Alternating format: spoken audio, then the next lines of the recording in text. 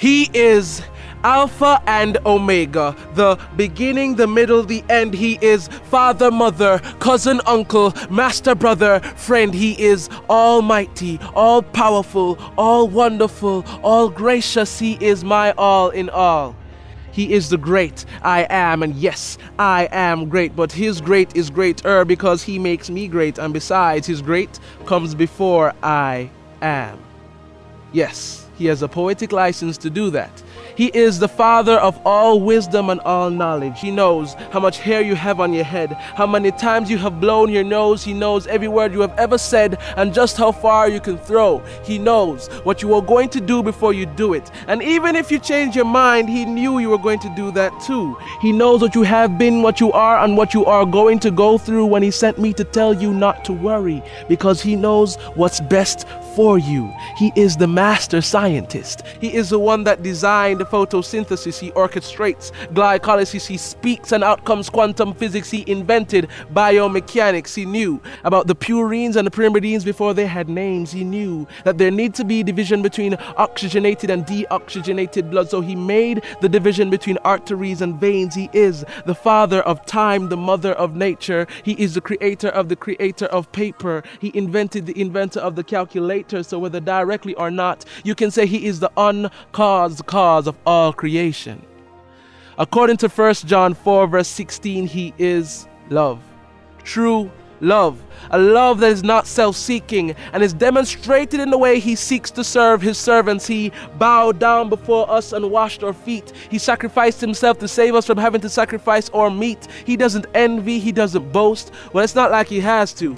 The earth declares his glory. Every tree, mountain, animal, sea bears testimony of his divine artistry. He forgives, aka he keeps no records of wrongs. He always trusts, always protects, always perseveres. He never fails. He is love, and he demonstrates his love for us in that while we were still sinners, he came and died for us, paid the price and endured the pain for us. He bore the weight of the world, his muscles strained for us. I guess that's why 1 John 1 verse 5 calls him light. He is light, and in him there is no darkness. He can't even cast a shadow. So why is there even a shadow of doubt in your mind that he is real?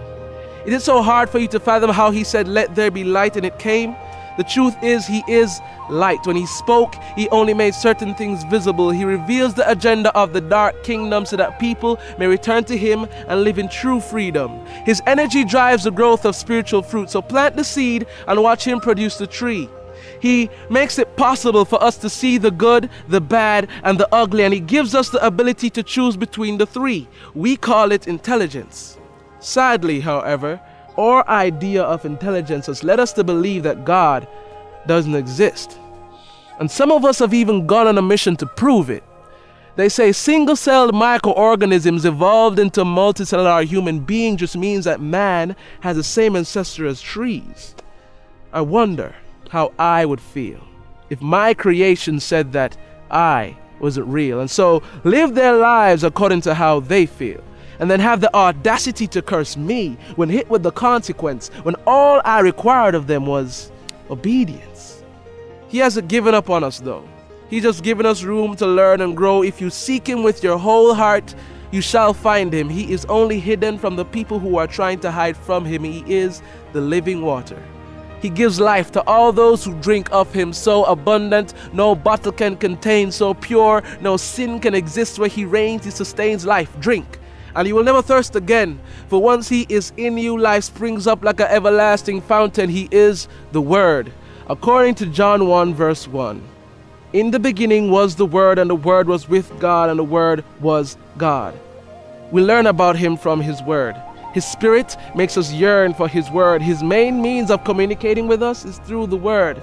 His Word says that a kingdom divided against itself cannot stand. So don't say the Holy Spirit told you to do something that contradicts that Bible in your hand. For the Word that tells us about Jesus is the same Word that tells us to give selflessly. And the Word that tells us about the devil and temptation is the same Word that asks us to dress modestly. So you may try to justify your wrong, but the Word that tells us about his grace is the same Word that tells us about his his judgment. And the word that says come just as you are is the same word that says you cannot remain the way you are, because once you are touched by him, you cannot remain the same. He brings healing, he gives freedom, he hits hard with truth, but he also comforts with grace. He is a wealth of wisdom. He leaves scientists and philosophers perplexed and dumbfounded, because to this day they have yet to find a cure to the human condition besides the blood of Christ. He is wise beyond reason. Don't try to understand him, because if you could, he wouldn't be him. He can't be explained. This proves he isn't man-made. He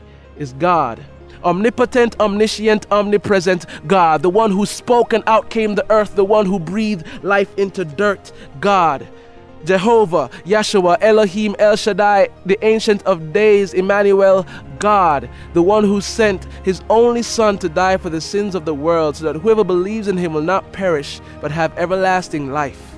The light of the world that lives in my heart and can live in yours. He is God.